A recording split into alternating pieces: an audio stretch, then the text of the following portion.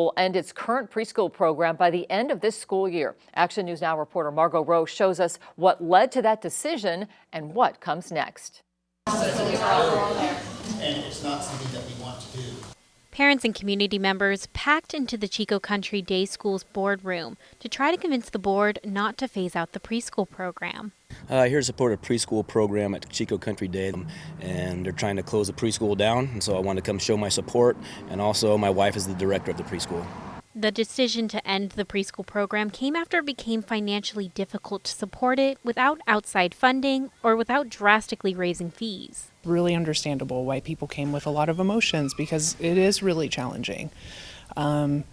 And you know, the finances just don't pencil out anymore for us to continue to operate this preschool. We acknowledge the shortfall now, and giving families plenty of time and a long runway to make a new plan for next year.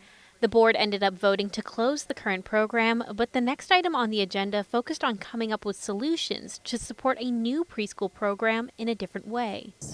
Yeah, no, I really wish the program could continue as is, but I am super open for people to bring in solutions. I'm thankful for the fact that the board is willing to hear that and try to keep the school open. However, several folks expressed concerns in regard to the teachers' jobs, transparency on the finances, and the impact on the students' education, and what will come next.